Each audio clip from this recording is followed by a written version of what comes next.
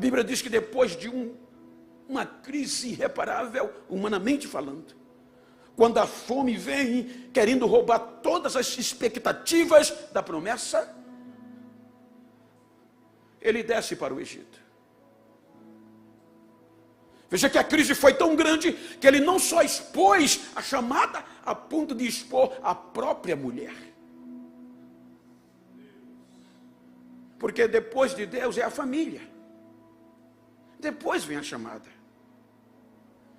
Veja que além da chamada, a própria mulher foi posta em jogo, a ponto que para salvar a própria vida, ou com medo, ele a expõe, dizendo-lhes do Egito que ela era sua irmã e não sua esposa. E pela intervenção de Deus, não houve o pior. A ponto de quando a Bíblia diz que ele sai do Egito, ele sai não como entrou, mas ele já sai com posses. Tanto ele como Sarai. E é aqui nesta saída do Egito, para continuar o projeto, que um personagem entra na história. E entra de forma pejorativa. A Bíblia diz que por gratidão, pela intervenção de Deus, o rei do Egito não faz uma desgraça e não toma Sarai como sua esposa. E como gratidão de Deus, o rei do Egito dá a Sarai uma escrava, chamada Agar. E se nós observarmos o contexto, sobretudo da época, havia 3 classes de escrava. E nessas 3 classes era separada. Então, a Bíblia fala que a escrava que era dada ao patrão, ou ele comprava, estava na classe de ama. Quando ela agora era dada a dona, a patroa, a mulher do patrão, ou a mulher, como não era comprada, era um presente, e mesmo que fosse comprada, mas fosse dada à mulher, ela entrava na classe de Sifar, que não tinha nada a ver com o patrão, ela servia 24 horas a patroa. Então veja que a partir daqui,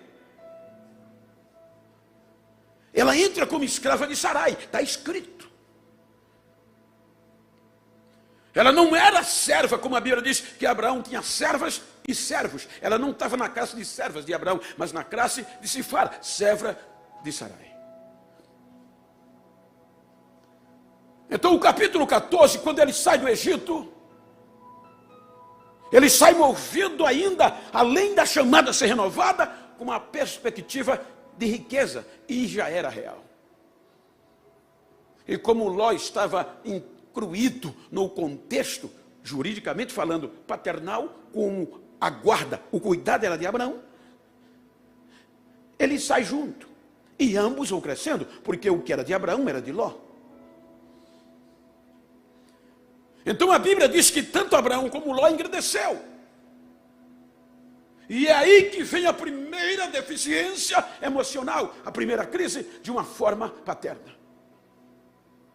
A Bíblia diz que Ló vai abrir mão de Abraão e se separam. Veja que aqui a crise é tão grande que a única porta de escape que ele tinha até aqui, paternalmente falando, era Ló. E Ló vai embora. E não foi no primeiro ano, isso já tinham passado no mínimo 6 a 7 anos.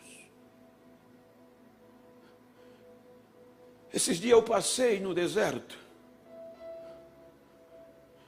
E os meus olhos viram de onde houve a decisão. A parte que Ló escolheu, o vale, a campina, onde a probabilidade de dar certo era 100%, porque tinha água, era verde, a única parte. E além dessa, só desertos e montanha, mas deserto que os nossos olhos não vendo, a gente não consegue imaginar. E veja que ele diz para Ló: isso é amor de pai. Escolhe aonde tu queres ir. Porque a promessa era dele, ele poderia escolher o melhor. Mas por amor, ele diz: escolhe. Se tu escolher para cá, eu vou para cá. E a Bíblia diz que Ló escolheu a melhor parte. E esta melhor parte foi as campinas verdejantes. E ele vai para o deserto. Não há perspectiva de vida. Aí veja que Deus vem. E Deus diz a Abraão, em nossa linguagem: gostei da sua decisão. Eu gostei do que você fez. Então olha para os 4 cantos cardeais da terra. Aonde os teus olhos alcançarem, eu vou dar a você. Agora, não só era o deserto, mas até a parte verdejante estava no contexto de que Deus disse: eu vou dar aonde os seus olhos alcançarem. São os 4 pontos cardeais: norte, sul, leste e oeste. Será seu. Ele acreditou. Ele acreditou tanto que a sequência do capítulo 14 mostra que não demorou muito. Ló entrou em crise por conta da guerra que veio para Sodoma, Gomorra e adjacência. E daqui a pouco a notícia chega no deserto que Ló foi levado cativo. Veja que se não houvesse uma perspectiva paternal, um cuidado paternal, qualquer um de nós dizia: bem feito, quem mandou ele se afastar de mim? Mas quem é pai sabe que por mais, quem tem esse sentimento de pai, mesmo que seja só jurídico e não biológico, mas com o sentimento de pai, você sempre assume a culpa do filho. Ele poderia dizer: ele que se vire, mas não, ele põe a risco a vida em próprio risco. Com 318 homens, com alguns amigos, e vai enfrentar 5 reis para livrar Ló. Amor, sentimento paternal. Ele livra Ló. Agora só restam as montanhas. Ló vai para as montanhas e ele volta para casa, o deserto, em uma tenda. Então, quando termina o capítulo 14, veja que agora a crise não era crise financeira, não, era emocional. Porque já haviam se passado 10 anos e Deus não tinha dado resposta o que lhe prometeu. E veja que é aqui no capítulo 15 que Sarai, nas entrelinhas, entra. E ela entra reclamando, porque até agora, por quê? Porque Abraão, como não era biológico filho de Sara, Ló, como Ló era juridicamente, vamos usar o termo para hoje dar mais entendimento, era só sentimento e filho, por direito de guarda de Abraão, e ele arrisca tudo para livrar Ló. Então, quando ele volta nas entrelinhas, a gente percebe que Sarai não gostou. Então ela vai a ele e diz: coisa linda, vou usar o texto que uma mulher, eu sou casado há 39 anos, eu posso saber o que é. Eles têm direito, mas já estou com 10 anos que você e o seu Deus me prometeu, e até agora eu estou sem filhos. Em outras palavras, a minha vergonha ainda permanece. Então veja que houve um desafeto, porque no contexto humano Sarai tinha razão. Jamais eles esperariam que o que Deus prometeu no capítulo 12 ia chegar a 12 anos, a 10 anos sem acontecer. Porque quando eles saíram, entre outras coisas, mais motivados sobretudo por a promessa de ser mãe e ser pai, biologicamente. Mas 10 anos se passaram e Sarai estava coberta de razão. Então veja que o capítulo 15 começa com uma crise tão grande que Abraão queria desistir. Veja que a crise vem de uma forma tão sorrateira e tão grave que ele se enclausura. Pela primeira vez a dúvida vem. E a dúvida é incerteza. Então ele se enclausura. Só gemia. Aleluia.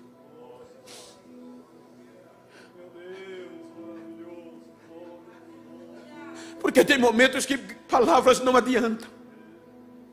Tem momentos que a palavra se acaba, o grito se acaba. E Deus está em silêncio. E o pior, para quem tem essa esperança e quem professa essa fé, não é resposta. Porque muitas vezes Deus diz não, dói, mas Ele diz. O pior é quando Ele não diz não e nem diz sim. O silêncio é que predomina. Então Deus não diz nada, se cala. E Abraão se clausura no meio de uma crise. Veja que o capítulo 15, Deus vem como motivador. Deus não vem para reclamar, não, Ele vem como motivador. Veja que o capítulo 15 começa com Deus: Abraão,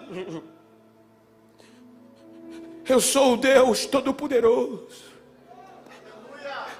Como quem diz: Abraão, fui eu que prometi, eu estou no controle. Veja que ele diz: não tenha medo. E você só diz para alguém quem não tenha medo quando ele está inseguro, quando ele está instável, quando ele não tem certeza. Não tenha medo, Abraão, eu sou o teu galardão, a tua recompensa vai ser grande, não desista. Mas não foi suficiente. A Bíblia diz que não resolveu. E veja que pela primeira vez, do capítulo 12 até aqui, ele questiona Deus. Porque ele já não tinha mais Ló. Sarai não estava grávida. 10 anos já haviam se passado e o tempo passando causa lacunas e incertezas. A Bíblia diz que uma esperança tardia apodrece os ossos e adoece o coração. Mas como, Senhor, que até agora, veja que está escrito que até agora eu continuo sem filhos. Em outras palavras, como eu vou acreditar? Como eu vou ter certeza?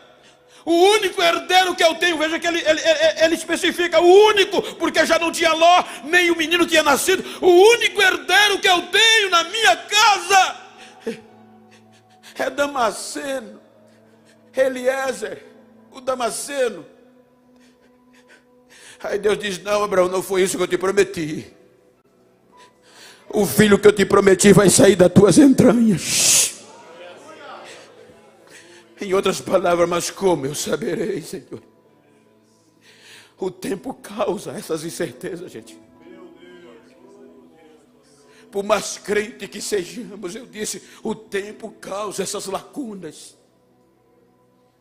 É humano, é ser humano. E é pai da fé. Imagina você e eu. Possivelmente nesta manhã, e não era para eu estar aqui.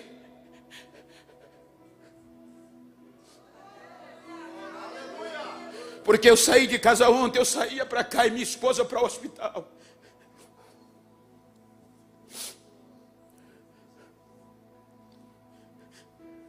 Então possivelmente nesta manhã eu estou pregando. Não simplesmente para... Não, é para motivar você.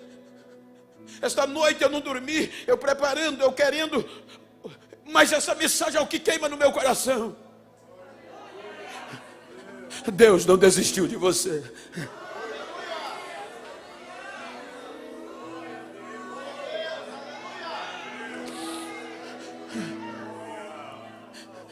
Mas como eu saberei? Vem cá comigo, vem. E se você olhar o capítulo 15, do versículo 1 ao 12, veja que a madrugada foi embora e o dia raia. Veja que o diálogo, a oração demorou. Era Deus apontando está certo e ele questionando. Pela primeira vez na história do 12 ao 15 acontece isso.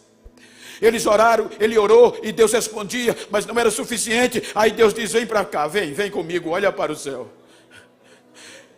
E segundo alguns eruditos, era dia, o dia já tinha raiado. Aí Deus olha para cima e diz: conta as estrelas se você pode. Veja que ele não pode contar. Segundo alguns eruditos, com base no versículo 12, Deus mostra o sol de dia, ou o dia a ele, e manda ele contar as estrelas, e ele viu. Porque para Deus mandar ver estrela de noite, para qualquer um ver. Anoiteceu, você olha para o céu, vê estrela, mas de dia não, só vê quem Deus quer que veja. Só vê quem tem promessa. Então olha para quem está ao teu lado, diga, eu tenho um conselho para te dizer. Diga para ele: eu tenho um conselho para te dizer. Pode estar até demorando, pode estar a resposta não está vindo, mas se tu tem promessa, Deus é capaz de fazer a estrela brilhar mais do que o sol, só para confirmar a você que ele não desistiu. Quando chega o versículo 12, a Bíblia diz: ao pôr do sol, acabou o dia, e ao pôr do sol veio o sono, porque a noite anterior ele não dormiu, em oração, e a resposta que Deus dava não saciava o coração.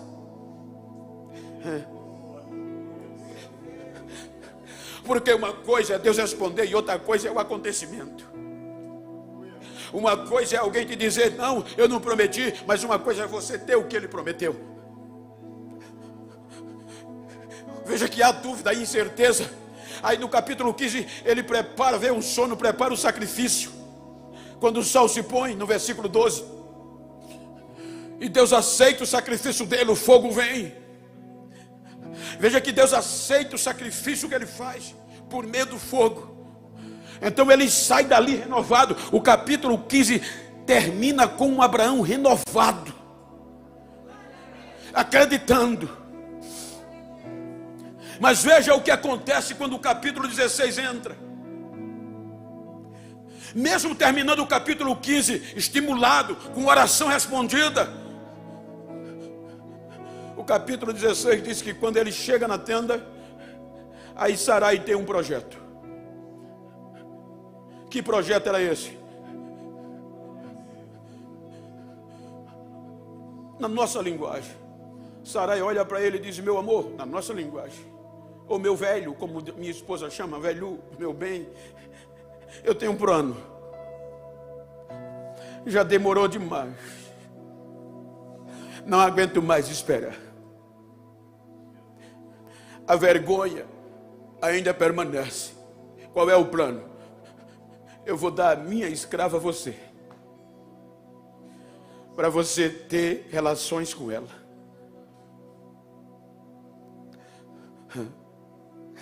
É ser humano.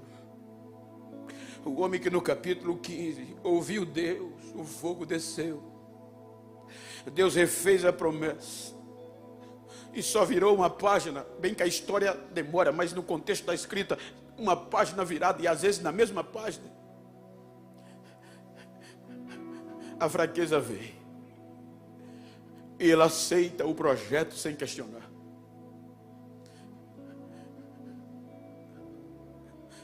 Esse aceitar colocava em xeque, literalmente, a promessa de Deus, porque era a contundência da dúvida, a certeza de que Deus não ia cumprir. Como ser humano nós somos frágeis.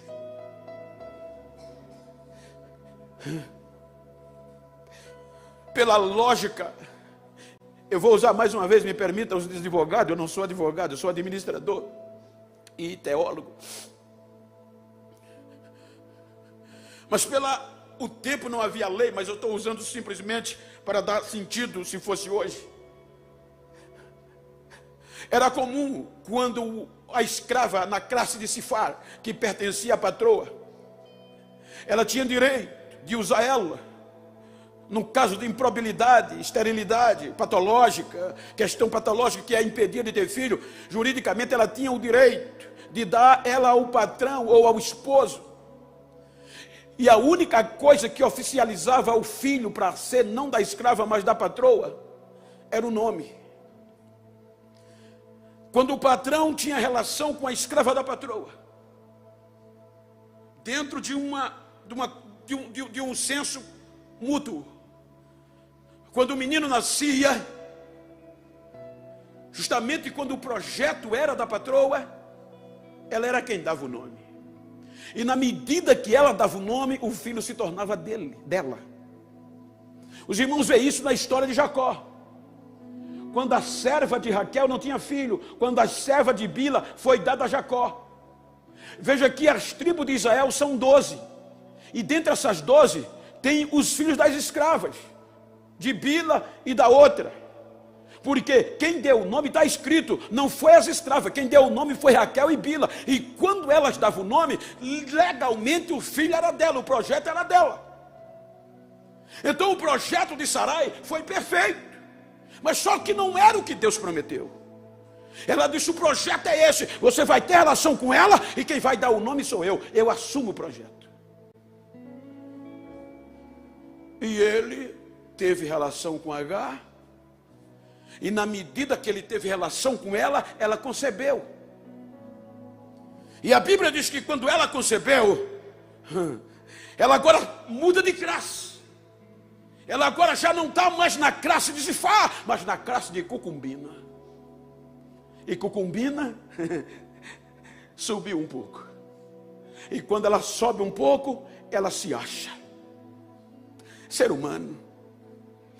E quando ela se acha, ela diz, agora eu tenho direito. E despreza a patroa. Não é assim que muitas vezes acontece com a gente. Só precisa subir uma classe. Olha para quem está ao teu lado e diga, cuidado quando você mudar de classe. Não se ache. Porque nesse reino, quanto mais sobe, mais desce.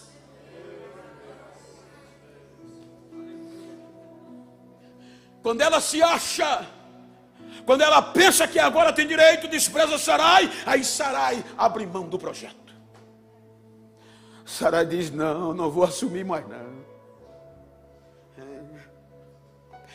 E veja que com direito ela vai a Abraão, porque na antiguidade o pai ou o patriarca, o líder, servia também e atuava como juiz. O que ele decidia, decidiu. Então veja que ela vai para ele, como diz, a culpa é sua, a fulana não quer mais me obedecer. Aí Abraão diz, mas o projeto foi seu.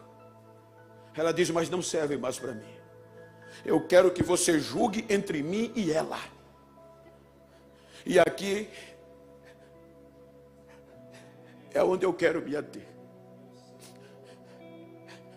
Abraão, me permita, algum advogado, eu volto a dizer, eu sou leigo, mas eu tenho um pouco de ciência. A próprio nosso código, a nossa lei, a nossa Constituição nos dá direito de julgar em causa própria. Até quando um parente de um juiz está envolvido no processo, é suspeito. E ele declina. Mas veja que agora Abraão dá o direito de julgar a Sarai. Ele diz, ela está na tua mão. Ela é sua. Agora, Abraão e Sarai abrem mão do projeto. Faça dela o que você quiser. Julgue você mesmo. Ora, o que você faria no lugar de Sarai? Você ia sentar para conversar com uma mulher que não queria te obedecer? Aí Sarai aproveita e arrebenta a gente. Diz ela, agora me paga. E a Bíblia diz que Sarai a machucou, a oprimiu e a humilhou, a ponto dela não suportar.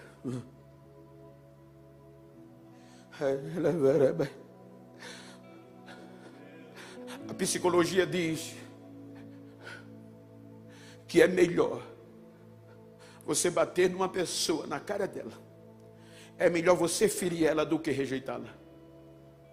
A dor da rejeição dói mais do que um tapa na cara. E só sabe isso quem já foi rejeitado. E a Bíblia diz que Sarai a rejeitou a ponto dela não suportar.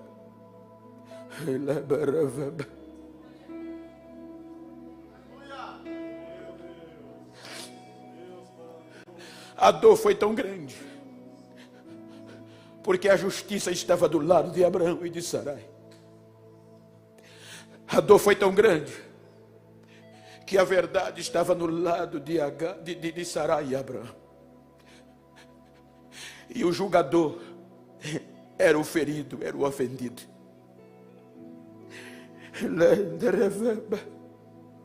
A Bíblia diz que Sarai a humilhou tanto que ela fugiu. Ela fugiu. E veja que pela Bíblia você vai ver que ela estava em Canaã. Eles estavam no deserto de Canaã, mas a humilhação, o desprezo, o descarte, porque o projeto já estava na barriga, ela já estava grávida.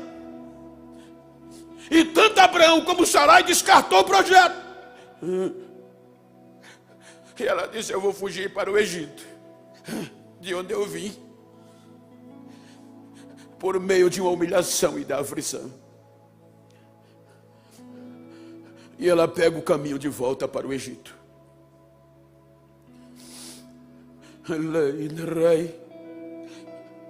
Ela cruza o deserto de Judá. Ela cruza o deserto do Negueb. Ela cruza o deserto do Sinai. E Deus em silêncio, pronta para o Egito. Como diz: vou desistir, não aguento mais.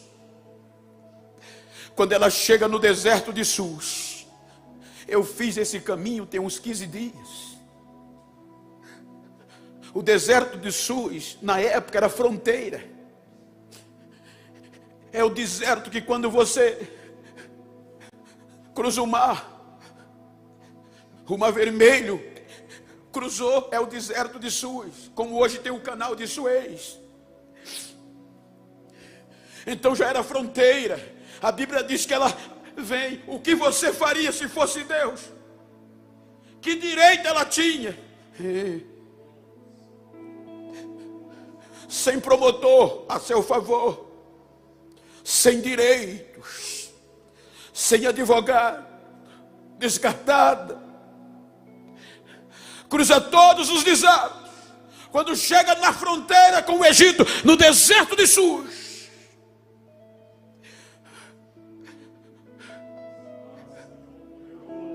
gritando por dentro: fui descartada, Deus. Desistiram de mim, Deus. A Bíblia diz que no deserto de Sus, aonde você faria, quem você atenderia aqui, se fosse no lugar de Deus? Você ia para Canaã ou ia para o deserto de Sus? Em Canaã, quem era que estava? Abraão e Sarai, protagonistas, chamados. No deserto de Sus, fronteira com o Egito, uma escrava, estrangeira, sem promessa, sem advogado, sem promotor a seu favor, descartada, mas gritando de aflição.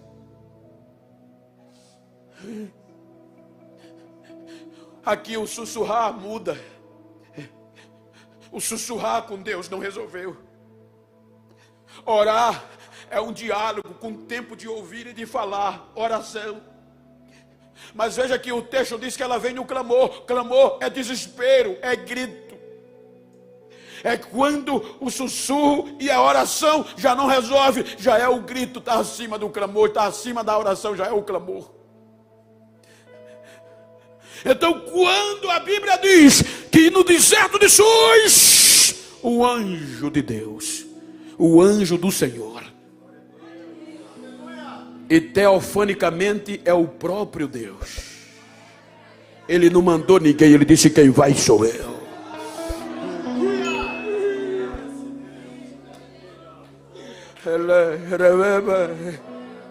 Ele não vai para Canaã, filhos. Ele vai para o deserto, onde tem uma estrangeira, uma escrava, sem direitos e descartada. Mas o grito de aflição que saía de dentro dela moveu Deus. Aí Deus diz: Agar. Até o nome ele sabia. Muitas vezes você pensa que não é nada. Muitas vezes você pensa que ninguém ligou para você, mas os céus sabem quem você é. Não é pela posição, é pelo que você representa para ele. De onde tu vens e para onde tu vais? Ela diz: eu estou fugindo da minha senhora. Aí Deus diz: volta. Volta. Te humilha ela. Porque você está grávida. Olha o que Deus faz. Se você olhar do Gênesis, do capítulo 1 até aqui, é a primeira mulher que fala diretamente com Deus e Deus com ela. É a primeira mulher que Deus fala em oração e responde diretamente. Uma escrava, uma estrangeira, uma descartada.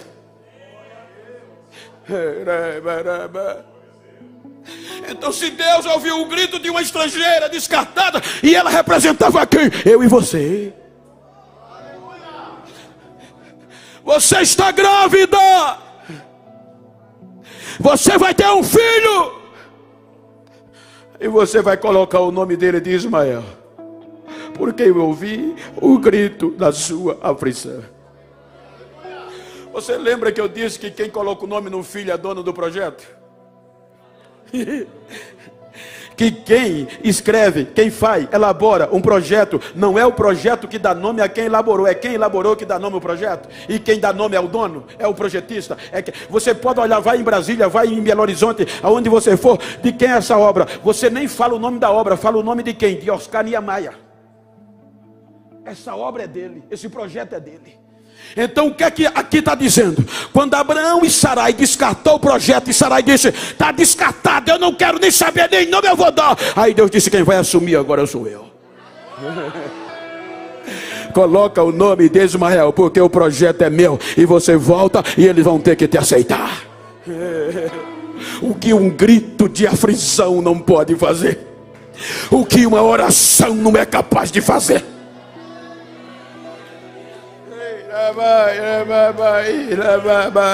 Porque orar quando está tudo bem, a gente até chora, mas chora de alegria. Mas no caso de descarte, quando parece humanamente não tem mais jeito, é aqui que a coisa pega. É aqui que tudo diz não tem mais jeito, está descartado. Mas olha para quem está ao teu lado e diz: me faz um favor, a partir de hoje, me dá um recado a quem não acreditava mais em mim. Quem pensava que eu ia para o Egito, quem pensava que eu ia desistir, diga: dá um recado a ele. Ele vai ter que me engolir, porque eu vou voltar. E eu estou voltando para onde Deus me colocou. Eu estou tomando posse de onde Deus me colocou.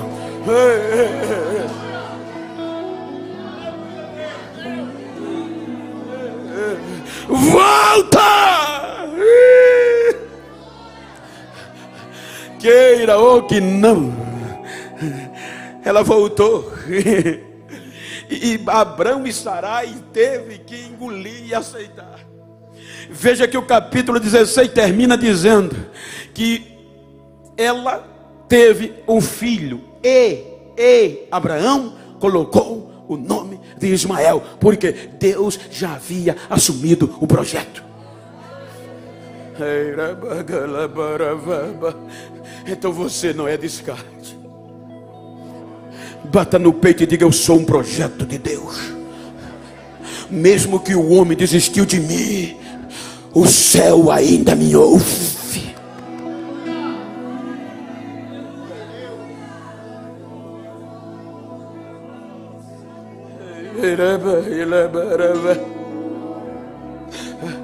Quando me deram os 3 motivos, quando disseram: Bento, esta promessa que Deus fez, que tu vai andar o mundo todo pregando o evangelho, aonde eu habitava, aonde eu morava, quem eu era, é impossível.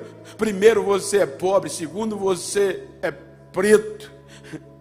Terceiro, é analfabeto. Então tira de cena, desiste.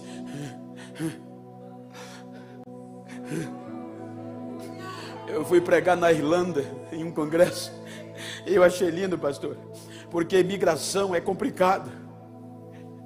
Você pode ser deportado.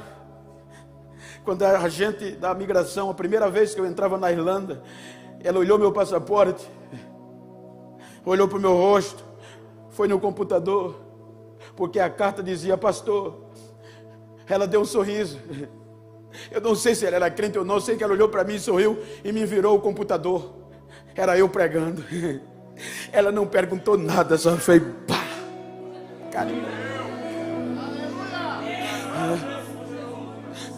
Me descartaram. Eu hoje ando o mundo todo pregando. Em janeiro abriu as fronteiras. Eu já fui 5 vezes para o exterior e tenho mais quase 20 para voltar. Além de pregar no Brasil, agora eu prego para 30, 40 mil, prego para 2, prego para 3, do mesmo jeito. Aí tem gente que diz: rapaz, eu não entendo, eu não concordo com o que Deus fez. Como assim? Rapaz, tem gente melhor que você e tem gente mais arrumada que você e tem. Então eu não concordo com isso que Deus fez. Eu digo: problema seu, concordo ou não, foi Deus que fez, ponto final. Ele ouve, ele ainda ouve, ela ainda ouve, ela ainda faz. Como você chegou aqui esta manhã? Eu disse que eu não estou pregando para super-heróis.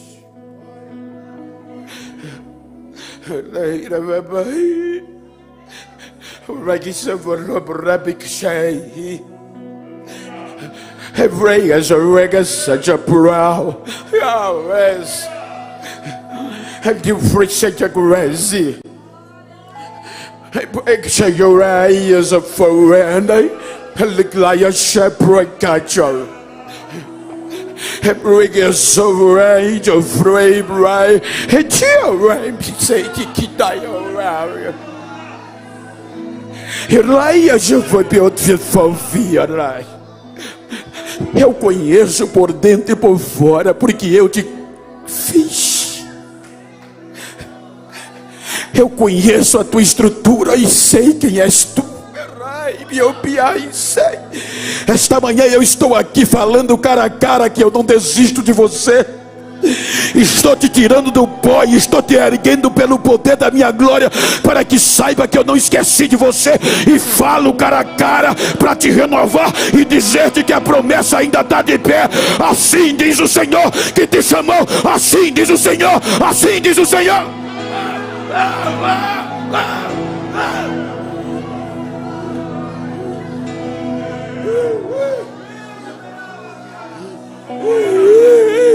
Deixa eu ouvir o grito de quem está no deserto. Deixa eu ouvir o barulho de glória a Deus de quem chegou nesta manhã. Deixa eu ouvir o barulho de adoração. Deixa eu ouvir, é você e Deus. Adora, adora, adora.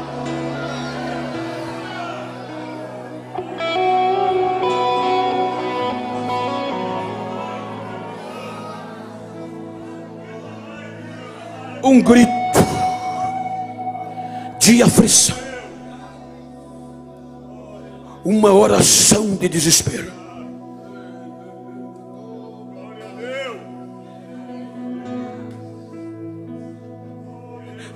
Um projeto descartado, estrangeiro.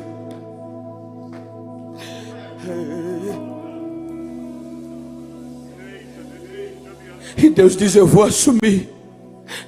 Veja que é proposital. O escritor não faz diferença. Eu ouvi.